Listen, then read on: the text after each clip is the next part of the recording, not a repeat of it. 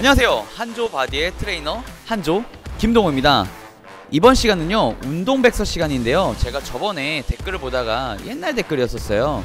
전거근에 대해서 궁금해 하시는 분들이 상당히 많더라고요. 그래서 오늘은 운동백서에서 전거근에 대한 근육과 그리고 기능, 그리고 전거근이 약해졌을 때 생기는 상황, 그리고 전거근을 강화시키는 방법을 알려드리려고 합니다. 자, 일단은 전거근은 어떻게 생겼냐면, 우리 대회 나가는 바디빌더들이나 이제 피지크 선수들을 보면요, 딱 힘을 줬을 때 갈비뼈 옆에 톱니 모양의 생김새로 나와 있는 근육이 있어요.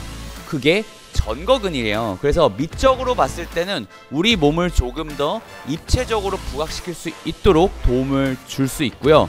그리고 광배근과 복직근, 복사근 사이에서 조금 더 입체감을 줌으로써 몸의 대조감을 살려주는 근육이라고 보시면 되겠습니다. 자, 그러면 우리 전거근은 과연 어떻게 붙어있냐, 그걸 알아야 되는데, 일단 전거근은 갈비뼈 1번부터 9번 갈비뼈까지 붙어있어요. 그래서 견갑골 안쪽까지 붙어있는 근육이라고 보시면 되겠습니다. 그래서 생각보다 길게 몸통을 감싸고 있는 근육이고요. 이 근육 같은 경우는 어떤 기능을 갖추고 있냐면, 전거근은요 견갑골, 견관절의 안정화를 시키는데 큰 기여를 하는 근육이에요. 그 외에도 견갑골을 하강을 시키고 엄청나게 우리 이 어깨관절, 그 견갑골, 날개뼈의 안정성에 크게 기여하는 근육이라고 보시면 되겠습니다. 그래서 전거근은 우리가 직접적으로 운동하는 경우가 드물겠지만, 웬만한 운동에서는 전거근의 기능이 사용이 됨으로써 전거근이 발달하게 되는데, 그래도 우리가 몇몇 현대인들은 이 전거근의 기능이 약화가 되신 분들이 있어요. 그러면 전거근의 기능이 약화가 됐을 때 우리 몸은 과연 어떤 상태를 나타내냐, 궁금해 하시는 분들이 있을 텐데, 어떤 식으로 외적으로 나타나냐면, 날개뼈가 이렇게 들려있는, 우리 만화로 치면 에반게리온이라고 그러죠. 견갑골이 이렇게 올라가 있는 익상 견갑이라는 형태의 체형을 갖고 계신 분들이 분명히 있을 거예요. 뒤에서 봤을 때도 날개뼈가 이렇게 올라가 있어요.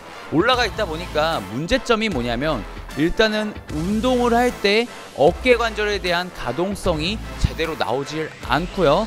또한 그런 틀어진 자세로 인해서 다양한 통증을 유발할 수가 있다는 거예요. 그 상태로 운동을 진행하다 보면 당연히 부상상해에 노출될 확률이 높아진다는 거고요. 그래서 그런 체형을 갖고 계신 분들은 전거근 기능 강화를 통해서 어느 정도 체형의 안정화, 어깨 관절의 안정화를 시켜주시는 게 상당히 좋지 않을까 싶습니다.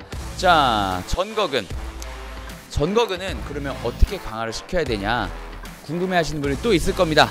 전거근은요, 우리가 일반적으로 가슴 운동을 할 때, 푸시업을 할 때도 전거근의 기능이 어느 정도 개입은 됩니다.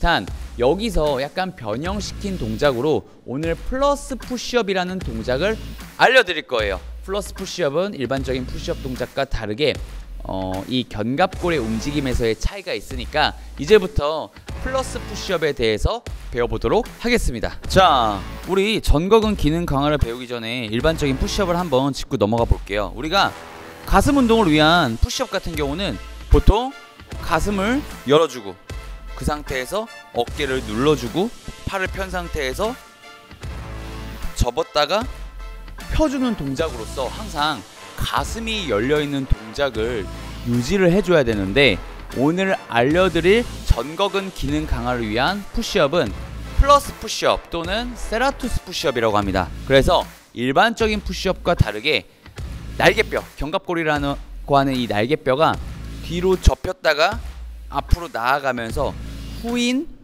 전인 되는 동작을 중점적으로 잡아줘야 된다는 거예요. 그래서 제가 일반적인 푸시업과 플러스 푸시업을 비교해서 보여드리도록 하겠습니다. 자, 첫 번째로 푸시업.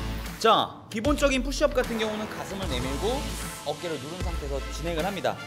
가슴 내밀고 내려갔다가 그대로 밀어주는 동작으로 하나, 둘, 셋, 넷, 다섯. 자, 이 동작만 해도 흉근에 힘이 되게 많이 들어가요. 근데 사실 이 동작을 한다고 해서 전거근이 안 쓰이는 건 아니에요. 여기서 우리 견갑골을 안정화시키기 위해서 전거근이 직접적으로 쓰이기 때문에, 직간접적으로 쓰이기 때문에 어쨌든 발달이 된다는 건데, 익상견갑이라고 하는 체형을 갖고 계신 분들은 어쨌든 전거근 대비로 상부승모근에 힘이 강하기 때문에 어깨가 이렇게 들려 있어요. 그래서 이런 푸시업만으로는 사실 개선이 되기가 어렵습니다. 그래서 두 번째 동작 플러스 푸시업 같은 경우는 날개뼈의 움직임을 많이 활용을 해야 돼요. 그래서 옆모습으로 보면 헷갈릴 수 있으니까 옆모습과 후면 모습을 같이 동시에 보여드리도록 하겠습니다. 자, 일단은 우리가 엎드린 자세는 똑같습니다. 그 상태에서 자, 날개뼈를 접어주는 거예요. 접고 앞으로 전이 하나, 둘, 셋, 넷, 전이 다섯, 전이 여섯, 전이 일곱. 자, 가동 부위가 짧죠? 그래도 지금 옆모습을 보셔서 아시겠지만 제가 날개뼈가 뒤로 접혔다가 앞으로 나아가는, 어깨가 빠지는 동작을 보셨을 겁니다. 이 동작을 플러스 푸시업이라고 하고요.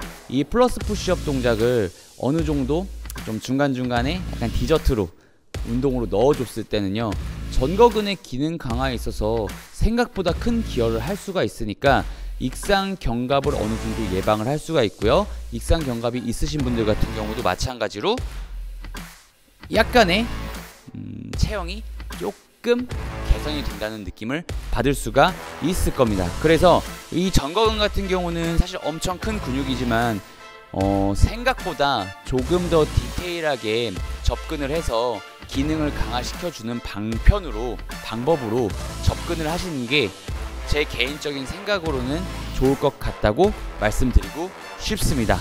자, 여기까지 제가 알려드린 운동은요, 전거근의 운동을 알려드렸고요. 그리고 전거근 같은 경우는 너무 얘가 좋아져야 되는데 하는 분들이 있을 거예요. 너무 걱정하지 마시고요. 대체적으로 우리가 운동을 열심히 하고 올바른 자세의 운동을 들어갔을 때, 특히나 다이어트가 완성이 됐을 때 전거근이 보이니까, 네, 그런 부분은 너무 걱정하지 마시고 그대로 평소에 하시던 대로 운동을 진행을 해주시면 될 것 같습니다. 이상 한조바디의 트레이너 한조 김동호였습니다. 감사합니다.